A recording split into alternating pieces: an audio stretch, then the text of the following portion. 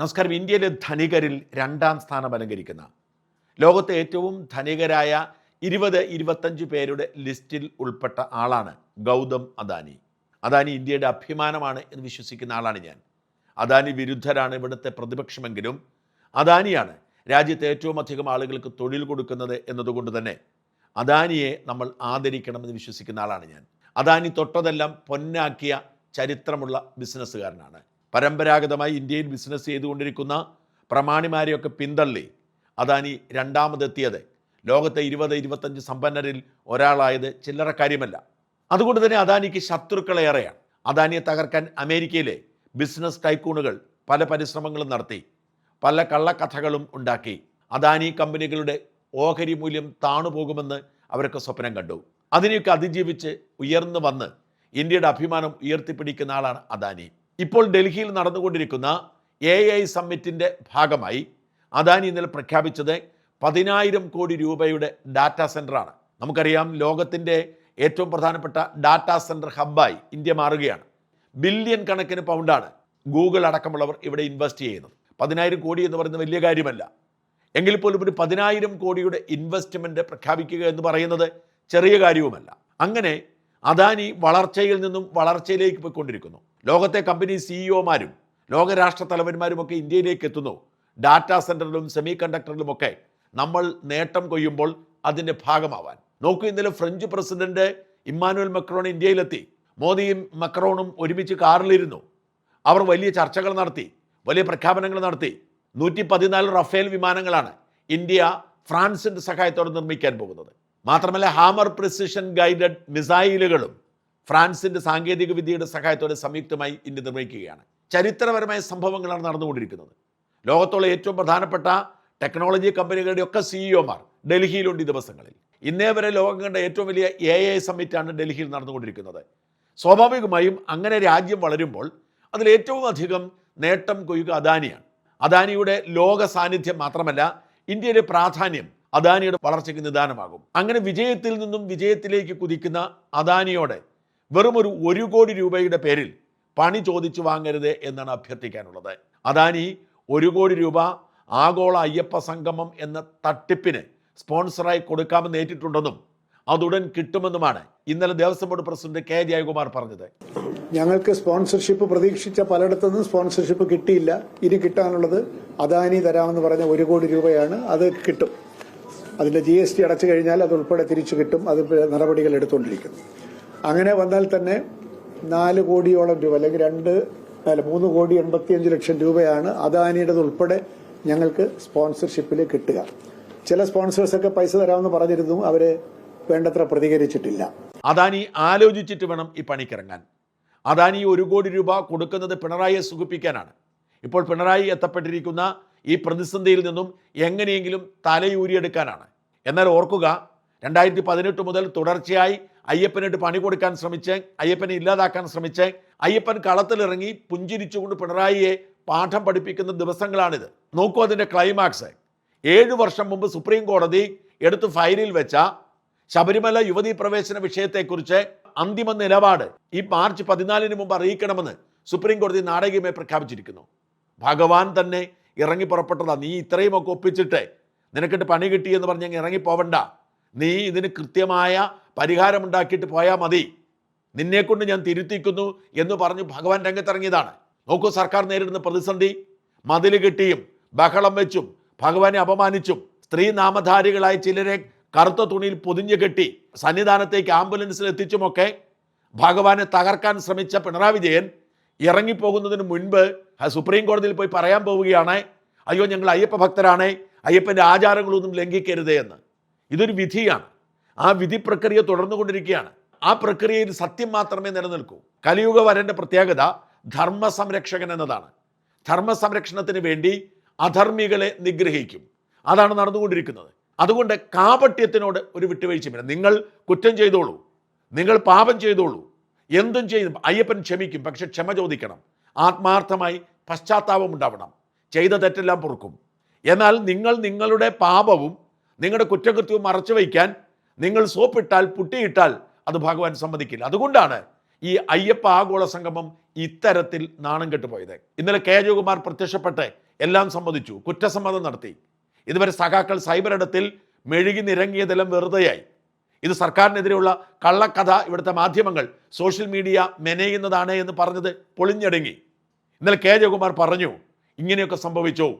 8,22,00,000 രൂപയ്ക്കാണ് നടത്താൻ തീരുമാനിച്ചത്. അങ്ങനെ നടത്തിക്കൊള്ളാൻ ഞങ്ങൾ ഊരാളുങ്കൽ സൊസൈറ്റിയോട് പറഞ്ഞു. എന്നാൽ ഒടുവിൽ ഞങ്ങൾക്ക് കാശില്ലാതെ വന്നപ്പോൾ 4.75 കോടിയിൽ നിർത്തണമെന്ന് പറഞ്ഞു. പക്ഷേ ഊരാളുങ്കൽ സൊസൈറ്റി 7.11 കോടി അടിച്ചു മാറ്റാൻ ശ്രമിച്ചു. ജയകുമാർ ഇന്നലെ തുറന്നു പറഞ്ഞു. കഴിഞ്ഞ ബോർഡ്, ശ്രീ പ്രശാന്തിന്റെ പ്രസിഡൻഷിപ്പിലുള്ള ബോർഡ്, ഇത് എനിക്ക് തോന്നുന്നത് ഈ IIICയുമായിട്ട് MOU ഒപ്പിട്ടതിന് ശേഷവും ആ എമൗണ്ട് 4.99 കോടി രൂപയായി ഇതിന്റെ ചെലവുകൾ നിജപ്പെടുത്തണം എന്ന് അന്നത്തെ ബോർഡ് ഒരു തീരുമാനമെടുത്തിരുന്നു. ബോർഡെല്ലാം അന്ന് ഒരു മീറ്റിംഗിൽ ഒരു തീരുമാനമെടുത്തു. അപ്പോൾ അതുകൊണ്ട് 4.99 കോടിയിൽ ഈ അയ്യപ്പ സംഗമത്തിന്റെ ചെലവ് ഞങ്ങൾ അവിടെ വെച്ച് അതിൽ നിലനിർത്തും, അതിൽ നിജപ്പെടുത്തും. ഇവരോട് ടെൻഡർ IIICയുടെ ടെൻഡർ വിളിച്ചിട്ടില്ല. അവര് ഒരു സർക്കാർ സ്ഥാപനം എന്നുള്ള നിലയ്ക്ക്, കേസിന്റെ കീഴിലൊരു സ്ഥാപനം എന്നുള്ള നിലയ്ക്ക് അവരെ വിളിച്ചേൽപ്പിച്ചു. അത് ടെൻഡർ ഇല്ല. പക്ഷേ അവർ കൊടുത്തിരിക്കുന്ന മറ്റ് കരാറുകളോ സപ്ലൈസ് ഒക്കെ തന്നെ അവർ ടെൻഡർ വിളിച്ചിട്ടാണ് കൊടുത്തിരിക്കുന്നത്. അതൊക്കെയാണ് ഞാൻ വെരിഫൈ ചെയ്യുമെന്ന് പറഞ്ഞത്. ഇത് കഴിഞ്ഞ ബോർഡാണ് ഇത് ഈ 4.99 നടത്തണം എന്ന് തീരുമാനിച്ചത്. ഞങ്ങൾ അത് മാറ്റാൻ ഉദ്ദേശിക്കുന്നില്ല. അത് ആദ്യത്തെ MOU, അതിനു മുമ്പാണ് MOU. അതിനുശേഷം 4.99 എന്നൊരു തീരുമാനത്തിൽ അന്നത്തെ ബോർഡ് എത്തി. അതിന് മുകളിൽ ചെലവായിട്ടില്ല എന്നാണ് ബോർഡ് ഇപ്പോൾ കരുതുന്നത്. ഞങ്ങൾ ചെലവായിട്ടില്ല, കഴിഞ്ഞ ബോർഡ് തന്നെ കൂടി തീരുമാനിച്ചു.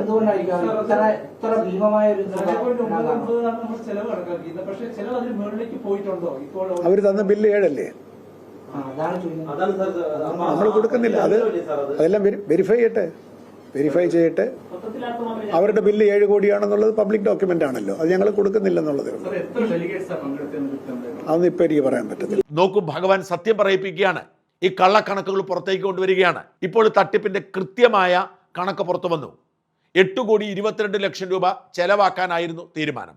സ്വാഭാവികമായും അയ്യപ്പനെ അടിച്ചു മാറ്റാൻ വേണ്ടി കാവൽ നിൽക്കുന്ന ഉണ്ണികൃഷ്ണൻ പോറ്റിയെ പോലുള്ള സ്പോൺസർമാർ അവർ സംഘടിപ്പിച്ചു തരും. അങ്ങനെ അവിടുന്ന് പണം കിട്ടുമ്പോൾ ഈ സ്പോൺസർമാരെ കൊണ്ട് ഈ പണം വാങ്ങി എങ്ങനെ തട്ടിക്കൂട്ട് പരിപാടി നടത്തുക, എന്നിട്ട് വേണ്ടപ്പെട്ടവർക്ക് വീതിച്ചു കൊടുക്കുക. ആരും അവിടെ എത്തേണ്ട ആവശ്യമൊന്നുമില്ല. അവിടെയുള്ള ഉദ്യോഗസ്ഥന്മാരെയും പോലീസുകാരെയും ഒക്കെ വെച്ച് കളം നിറയ്ക്കാം. എന്നിട്ട് വേണ്ടപ്പെട്ട പാർട്ടി നേതാക്കൾക്കും ആളുകൾക്കും താമസ സൗകര്യം, മുഖ്യമന്ത്രിക്ക് സപ്രപഞ്ച കട്ടിൽ, ഇതൊക്കെ ഒരുക്കി പണം അടിച്ചു മാറ്റാം. എന്നിട്ട് കള്ളക്കണക്ക് ശരിയാക്കിയെടുക്കാം. അതുകൊണ്ടാണ് ഒരു ടെൻഡർ പോലും വിളിക്കാതെ ഇത് ഊരാളുങ്കൽ സൊസൈറ്റി ഏൽപ്പിച്ചത്. ഊരാളുങ്കൽ സൊസൈറ്റി ആവുമ്പോൾ അവർക്ക് ഇതൊക്കെ നടത്തി പരിചയമുണ്ട്. സർക്കാരിൻ്റെ പണമാണ്, ഒരു കുഴപ്പമില്ല, വേണ്ടതുപോലെ ചെയ്യാം. പക്ഷേ PS പ്രശാന്ത് എന്ന് പറയുന്ന അപ്പോഴത്തെ ദേവസ്വം ബോർഡ് പ്രസിഡന്റ്, അദ്ദേഹത്തെ കുറ്റം പറയുന്നതിനോട് എനിക്ക് എതിർപ്പാണ്. PS പ്രശാന്ത് അറിഞ്ഞില്ല. ഇതിനു മുൻപുള്ള ദേവസ്വം പ്രസിഡന്റുമാരും ദേവസ്വം ഉദ്യോഗസ്ഥന്മാരും എല്ലാം കൂടി അയ്യപ്പനെ ഉരുക്കി വിറ്റുകൊണ്ടിരിക്കുകയാണെന്ന്. കാരണം ഇനി ഇറങ്ങാൻ അധിക കാലമില്ല. അതുകൊണ്ട് അദ്ദേഹത്തിന് ഇതിന് വിഹിതം കൊടുക്കേണ്ടെന്ന് തീരുമാനിച്ചു കാണും. അതുകൊണ്ട് PS പ്രശാന്ത് എന്ത് ചെയ്തു? ചട്ടവിരുദ്ധമായി ദ്വാരപാലക ശില്പം ഇളക്കിക്കൊണ്ടു പോകുന്നത് തടഞ്ഞു. ഇതോടെ ഉണ്ണികൃഷ്ണൻ പോറ്റിക്ക് കലിപ്പായി. കഴിഞ്ഞ കുറേ കാലമായി ഞാനിതെല്ലാം അടിച്ചു മാറ്റി വിറ്റ് തടിച്ചു കൊഴുത്തിട്ട് ഇവന്മാരെ ഇങ്ങനെ ചെയ്ത വെറുതെ വിടില്ല, എനിക്കെന്തും ഒരു കുഴപ്പവും പറ്റില്ല, എന്നെ ഇവന്മാരെല്ലാം കൊണ്ട് സംരക്ഷിച്ചോളും, കാരണം എല്ലാവരും വീതം കൊടുത്തിട്ടുണ്ട്. അങ്ങനെ ഉണ്ണികൃഷ്ണൻ പോറ്റി ബഹളം വെച്ചതോടെയാണ് ഈ അയ്യപ്പ മോഷണ കഥ പുറത്തേക്ക് വരുന്നത്. ഇതോടുകൂടി സ്പോൺസർമാർ പിന്മാറി. സ്പോൺസർമാർ എന്ന് പറയുന്നത് കാശുള്ളവരൊന്നും അല്ല, അവരടിച്ചു മാറ്റുന്ന കച്ചവടത്തിൻ്റെ ഭാഗമായി സ്പോൺസർമാരായവരാണ്. ഒടുവിൽ നിവൃത്തി കെട്ടിട്ട് സർക്കാരിൻ്റെ സംവിധാനത്തിൻ്റെ ഭാഗമായ ധനലക്ഷ്മി ബാങ്കിനെയും കേരള ബാങ്കിനെയും മാത്രം സ്പോൺസറായി കിട്ടി. എന്നിട്ട് കിട്ടിയത് 3 കോടി രൂപ. ഈ 8.22 കോടി രൂപയ്ക്ക് പകരം 3 കോടി രൂപ. അവസാനം നിവൃത്തി കെട്ടിട്ട് ചെലവ് ചുരുക്കാൻ തീരുമാനിച്ചു. 4,75,00,000 ചെലവാക്കാവൂ എന്ന് ഊരാളുങ്കൽ സൊസൈറ്റിയോട് പറഞ്ഞു. സൊസൈറ്റി തലയാട്ടി. പക്ഷെ ബുദ്ധിയുള്ളവരാണ്, സർക്കാരിൻ്റെ ഭാഗമാണ്. ഇവരുമായി പ്രാഥമികമായി എത്തിയിരുന്ന ഈ എസ്റ്റിമേറ്റ് തുക കുറയ്ക്കുന്നതിനെക്കുറിച്ച് ഒരു എഗ്രിമെൻറ്റും ഉണ്ടാക്കിയില്ല. 8,22,00,000 കൊടുക്കാം എന്ന് പറഞ്ഞിരിക്കുന്ന എഗ്രിമെൻറ്റിൽ ഒരു മാറ്റവും വരുത്തിയില്ല. അവർക്കതറിയാമായിരുന്നു, പക്ഷെ ചെലവാക്കിയുമില്ല. ഇവർ സർക്കാർ പറഞ്ഞതുകൊണ്ട് ചെലവ് കുറച്ചു. പിന്നെ അവർ ചെയ്ത പണി എന്താണ്? എങ്ങനെയെങ്കിലും ഈ ചെലവ് 8.22 കോടിയാക്കാനുള്ള തീവ്ര ശ്രമം നടത്തി. അതിന് കള്ള വൗച്ചറുകളും കള്ള ബില്ലുകളുമൊക്കെ ഒപ്പിച്ചെടുത്തു. ഇല്ലാത്തവർക്ക്, നന്ദഗോവിന്ദ ഭജനെ പോലെ ഇല്ലാത്തവർക്ക് പോലും ബില്ലിട്ടു. അങ്ങനെ തിരിച്ചും മറിച്ചുമൊക്കെ നോക്കിയിട്ടും അവർക്ക് അതിലെത്തിക്കാൻ കഴിഞ്ഞില്ല. അങ്ങനെയാണ് 7,11,00,000 രൂപയുടെ ബില്ല് കൊടുക്കുന്നത്. ഈ 7,11,00,000 രൂപയിൽ ബില്ലും വൗച്ചറും ഇല്ലാത്ത ഒരുപാട് ചെലവുകളുണ്ട്. അങ്ങോട്ടും ഇങ്ങോട്ടും ഡബിൾ ചെയ്ത ചെലവുകളുണ്ട്. അങ്ങനെ 7,11,00,000 രൂപയുടെ വൗച്ചർ ഇട്ടിട്ട് പ്രശാന്ത് പറഞ്ഞതുപോലെ 3 കോടി മാത്രം ചെലവാക്കിയ ഈ പരിപാടിയിൽ നിന്നും ഏതാണ്ട് 4 കോടിയിൽ ഏറെ അടിച്ചു മാറ്റാൻ ശ്രമം നടന്നു. ലാഭമല്ല. ഈ 3 കോടി ചെലവായാൽ അതിനും ലാഭമുണ്ട് ഊരാളുങ്കൽ സൊസൈറ്റിക്ക്. അഡ്മിനിസ്ട്രേറ്റീവ് ചെലവും മറ്റും ജീവനക്കാരുടെ ചെലവും ഒക്കെ ഉൾപ്പെട്ടാണ് 3 കോടി എന്ന് പറയുന്നത്. ഇത് മുഴുവൻ പൊളിഞ്ഞടുങ്ങേണ്ട സാഹചര്യമുണ്ടായി. അയ്യപ്പൻ്റെ ആടയാഭരണങ്ങൾ വരെ അടിച്ചു മാറ്റി ഭുജിച്ച ഈ വൃത്തികെട്ട ജന്മങ്ങൾക്ക് ഇതൊരു ചെറിയ കാര്യമേ അല്ല.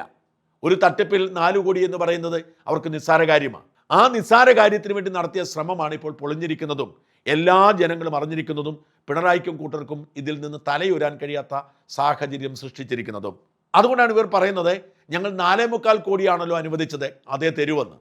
അപ്പോൾ സ്വാഭാവികമായി ചോദ്യമുണ്ടാവും, 8,22,00,000 രൂപയ്ക്ക് കരാറിൽ ഏർപ്പെട്ട ഊരാളുങ്കൽ സൊസൈറ്റി ബാക്കി പണത്തിന് വേണ്ടി കേസ് കൊടുക്കില്ല. കാരണം നിയമവിരുദ്ധമായ കരാറും കള്ള എസ്റ്റിമേറ്റും കള്ള വൗച്ചറുകളുമൊക്കെയായി പോയാൽ 1 രൂപ പോലും കിട്ടില്ല. അതുകൊണ്ട് കിട്ടുന്നത് വാങ്ങി തൃപ്തിയടയാൻ മാത്രമേ ഊരാളുങ്കൽ സൊസൈറ്റിക്ക് പറ്റൂ. എങ്കിൽ പോലും അവർക്ക് 4.25 കോടി കൊടുക്കണം. അതിന് തുക എവിടെ? 3 കോടിയേ കിട്ടിയിട്ടുള്ളൂ.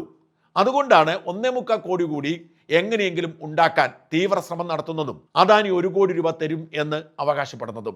ഈ സാഹചര്യത്തിൽ അദാനിയോട് അഭ്യർത്ഥിക്കുകയാണ്, ദയവായി 1 കോടി രൂപ കൊടുക്കരുത്. ആ 1 കോടി രൂപ കൊടുത്താൽ നിങ്ങൾ ഈ പാപത്തിൻ്റെ പങ്ക് പറ്റും. വാസ്തവത്തിൽ പിണറായിയുടെ ഈ അയ്യപ്പ സംഗമം തന്നെ 2018 മുതൽ അയ്യപ്പനെയും അയ്യപ്പൻ്റെ ആചാരങ്ങളെയും വിശ്വാസികളെയും വേദനിപ്പിച്ച് ബുദ്ധിമുട്ടിച്ചതിൻ്റെ പാപം പരിഹരിക്കാനുള്ള ഒരു കുറിപ്പടിയുടെ ഭാഗമായിരുന്നു. അതുകൊണ്ട് ദയവായി നിങ്ങൾ ഇതിൽ പോയി തലവയ്ക്കരുത്. മര്യാദയ്ക്ക് അദാനി വിജയത്തിൽ നിന്ന് വിജയത്തിലേക്ക് പോയിക്കൊണ്ടിരിക്കുമ്പോൾ അദാനിക്ക് പണി കിട്ടാനുള്ളൊരു വഴിയായി മാറും ഈ അയ്യപ്പ സംഗമത്തിൽ കൊണ്ട് തലവയ്ക്കുന്നത്. അത് പിണറായിയെ സൂചിപ്പിക്കാനാണെങ്കിലും ആ പണിക്ക് പോവരുത്. അത് പോയാൽ പണി കിട്ടുമെന്ന് ഉറപ്പാണ്. വിജയമല്യയുടെ കാര്യം ഓർക്കുക. 33 കിലോഗ്രാം സ്വർണ്ണമാണ് അയ്യപ്പനെ കൊണ്ട് സമർപ്പിച്ചത്. 33 കിലോഗ്രാം സ്വർണം വലിയ പ്രതാപകാലമാണ്. പക്ഷെ എന്നിട്ട് എന്തുണ്ടായി? അതിനുശേഷം തകർച്ചയുടെ കാലമായിരുന്നു. 98-99 കാലയളവിലാണ് 33 കോടി രൂപയുടെ സ്വർണം കൊണ്ടുപോയി ശബരിമലയിൽ സ്ഥാപിച്ചത്. കള്ളത്തരം കാണിക്കാൻ വേണ്ടി ഭഗവാന് കൂട്ടുപിടിക്കാൻ ശ്രമിച്ചു. ഭഗവാൻ പറഞ്ഞു, നീ അങ്ങ് വിലസണ്ട. അതായത് കള്ളത്തരത്തോടും കാപട്യത്തോടും ഭഗവാൻ ഒരു വിട്ടുവീഴ്ചയും ചെയ്യില്ല. ആ വിട്ടുവീഴ്ച ചെയ്യില്ല എന്നതിന് തെളിവാണ് വിജയമല്യയുടെ ഇപ്പോഴത്തെ ദുരവസ്ഥ. ശതകോടികൾ ഉണ്ടാക്കി, ഇഷ്ടംപോലെ പെണ്ണുങ്ങൾ എപ്പോഴും ചുറ്റിനുമുണ്ടായിരുന്നു. എവിടെയാണ് അവരൊക്കെ? ആരുമില്ല. ഇപ്പോൾ ലണ്ടനിൽ കഴിയുന്നു. ഏതു നിമിഷവും ഇന്ത്യയിൽ വന്ന് ജയിലിൽ കഴിയേണ്ടി വരും. ഇതാണ് വിജയമല്യയുടെ അവസ്ഥ. അദാനി ദയവായി വിജയമല്യയെ മനസ്സിൽ കരുതുക. ഈ ഏടാകൂടത്തിൽ കൊണ്ടുപോയി തലവെച്ചിട്ട് ഈ 1 കോടി രൂപയുടെ പേരിൽ വെറുതെ പണി ചോദിച്ചു വാങ്ങരുത്. അഭ്യർത്ഥനയാണ്.